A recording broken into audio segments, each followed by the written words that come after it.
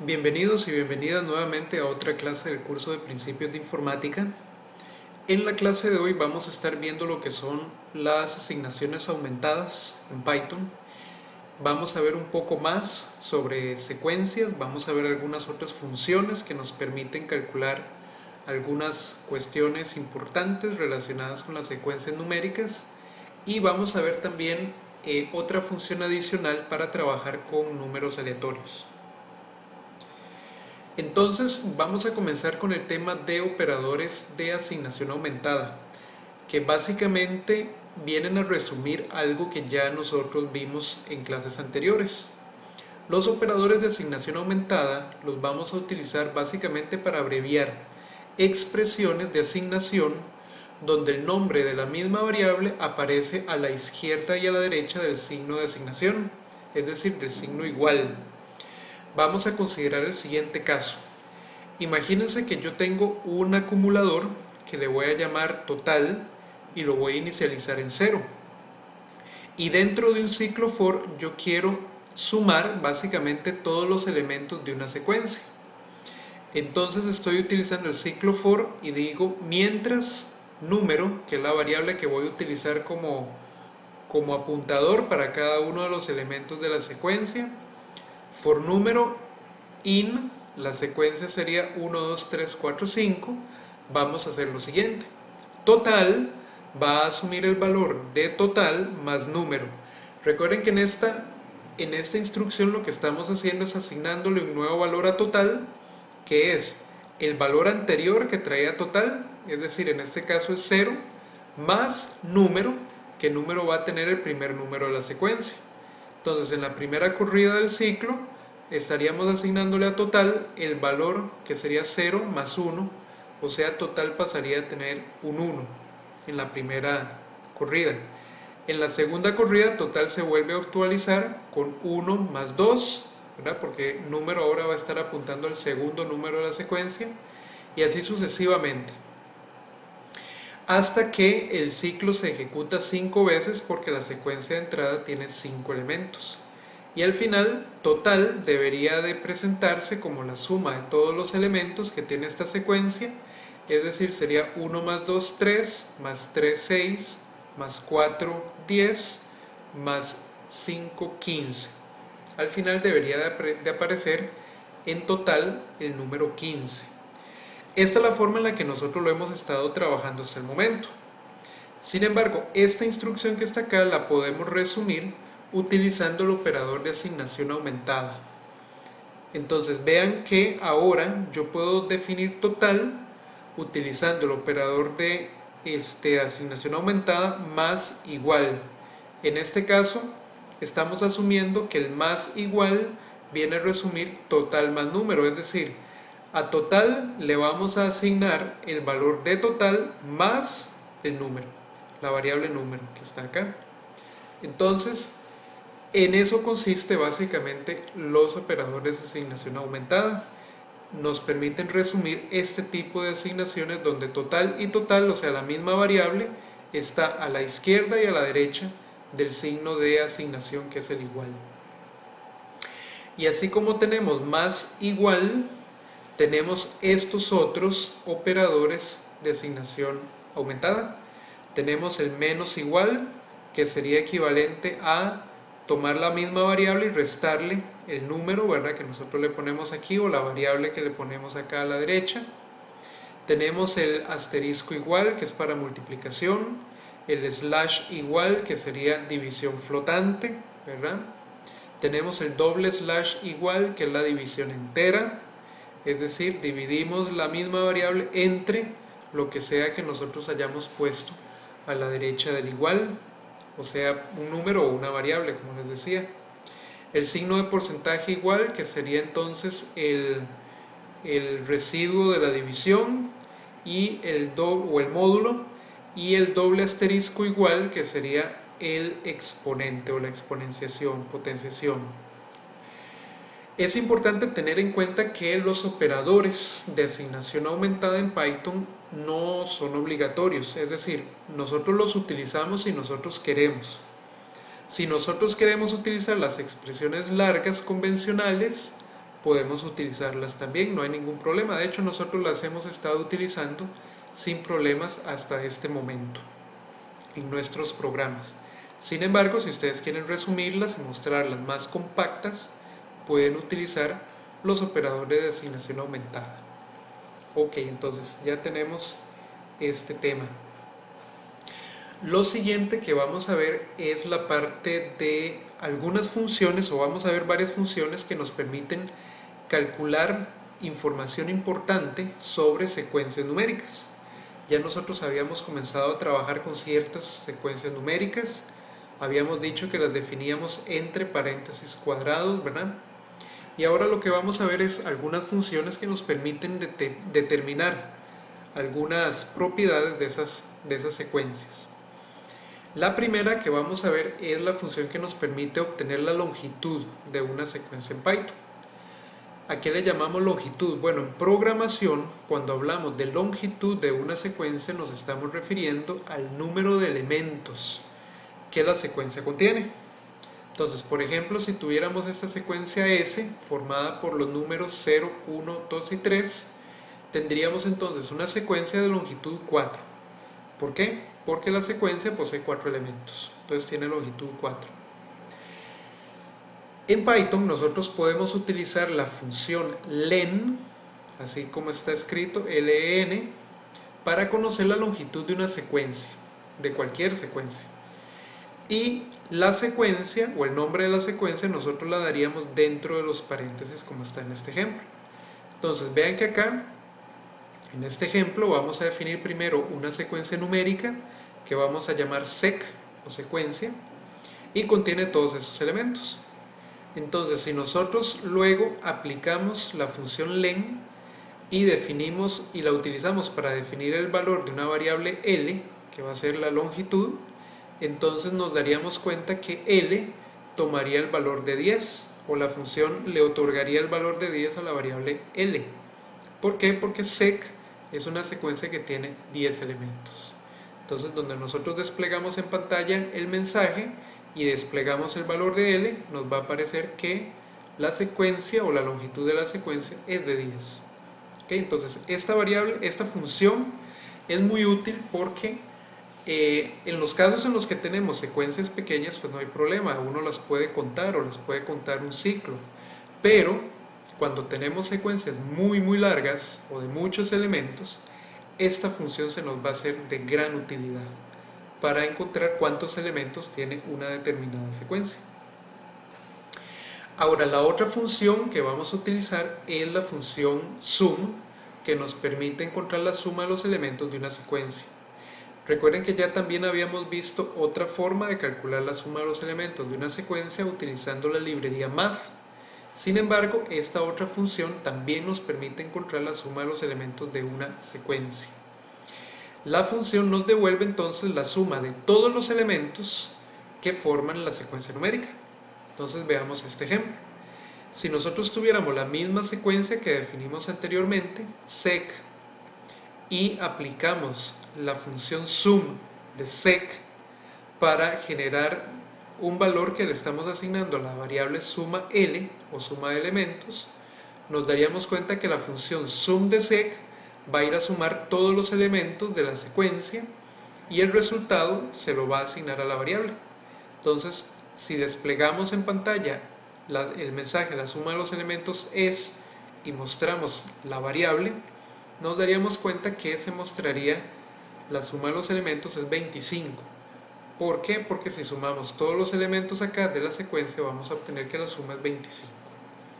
Entonces, esta función nuevamente es muy útil para calcular la suma de los elementos de una secuencia sin necesidad de tener que recurrir nosotros a ciclos. Dos funciones que también nos van a ser de mucha ayuda de aquí en adelante cuando nosotros estemos trabajando con secuencias es la función min y la función max, que nos permiten calcular el valor mínimo y el valor máximo de una secuencia.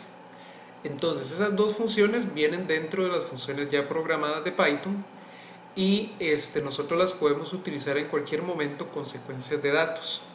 Entonces, veamos por ejemplo este ejemplo. Si yo defino una secuencia numérica y le llamo secuencia y le doy los valores 36, 27 y 12, yo puedo encontrar el mínimo y el máximo utilizando min y utilizando max.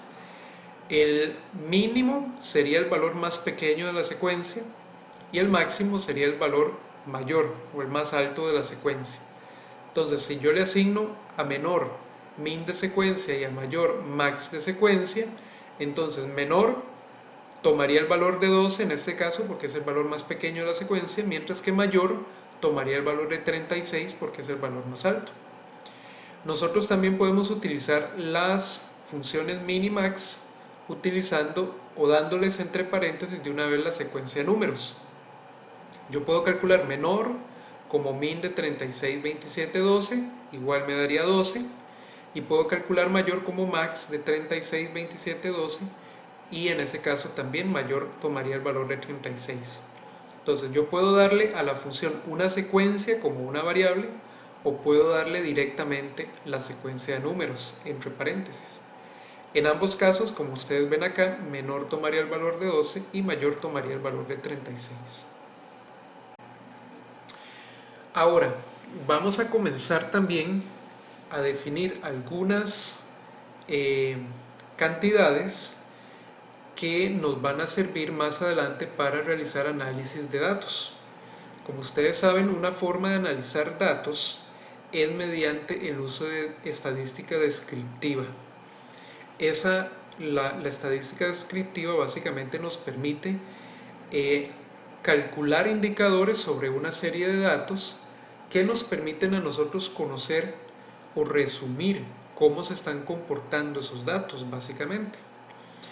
Vamos a comenzar el día de hoy viendo tres cantidades importantes que dentro de la estadística descriptiva se conocen como medidas de tendencia central. Y esas tres medidas se llaman media, mediana y moda. La media es básicamente el valor promedio de una secuencia de números. Si tenemos una secuencia de números de muchos elementos y nosotros calculamos la media de esos elementos, estaríamos calculando básicamente el promedio aritmético de los elementos de esa secuencia.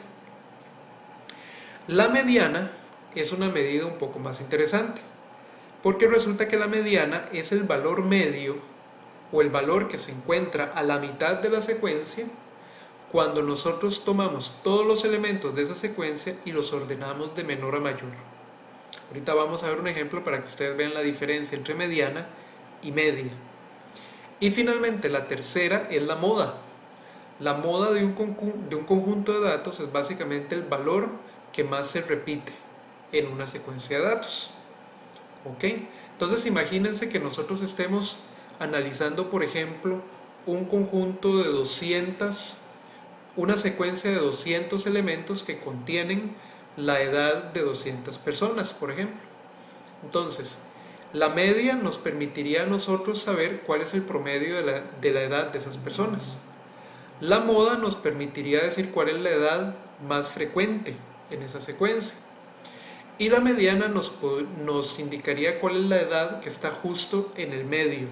Si nosotros ordenáramos las 200 edades de menor a mayor. Si tenemos 200 edades y las ordenamos de menor a mayor, la mediana sería el valor que está justo en el medio, es decir, en la edad 100 o 101, ¿verdad? Entonces ya vamos a ver un ejemplo para que ustedes vean. En Python nosotros tenemos una librería estándar y dentro de esa librería tenemos un módulo que se utiliza para realizar aplicaciones de estadística. Ese módulo nosotros lo podemos invocar de esta manera, como import statistics, ¿ok? Dentro de esta librería vamos a tener, o dentro de ese módulo vamos a tener una enorme cantidad de funciones también que nos permiten calcular muchas variables estadísticas sobre los datos. Dentro de esas funciones vamos a tener una función que nos calcula la media, una función que nos calcula la mediana y una función que nos calcula la moda, que es lo que acabamos de ver como medidas de tendencia central. Entonces imaginen que yo importo la librería como está acá y voy a definir una secuencia numérica. Entonces defino una secuencia a la que le voy a llamar notas, que es, digamos, una secuencia de notas. Entonces tiene 85, 93, 45, 89 y 85. Voy a calcular las medidas de tendencia central sobre estos datos utilizando la función statistics y la librería statistics, perdón, y las funciones min, median y mode. Entonces, a todas ellas le doy como argumento la variable o la secuencia numérica que se llama notas. Entonces, donde yo las calculo, me doy cuenta que media recibiría el valor de 79,5, que es el promedio de estos datos. ¿Ok? Vean que la moda sería 85 porque 85 es el único valor que se repite. Es decir, es el valor que se repite más veces. 85 se repite dos veces, 93 una vez, 45 una vez, 89 una vez, por lo que entonces el que más se repite es 85, por lo que la moda es 85. La mediana, vean cómo hace Python para calcularla.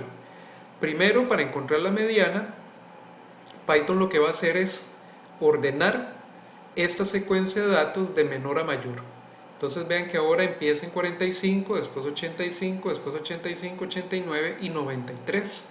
Los elementos están ordenados de menor a mayor. Y la mediana entonces adquiere el valor del elemento de la secuencia que está en el medio de la secuencia. Una vez que la hemos ordenado de menor a mayor, el elemento que queda en el medio de la secuencia, en la pura mitad, ese es el valor que adquiere la mediana. Por lo tanto, vean que entonces la mediana en estos datos es 85. Perfecto, entonces vean que con estas funciones rápidamente nosotros podríamos encontrar las medidas de tendencia central de una serie de datos, que de nuevo resulta muy útil cuando nosotros vamos a trabajar con secuencias largas, con muchos datos, que es lo que uno normalmente hace. Perfecto, entonces para completar esta clase vamos a ver una función nueva que nos permite generar otro tipo de números aleatorios o números aleatorios dentro de un rango diferente y números aleatorios de tipo entero.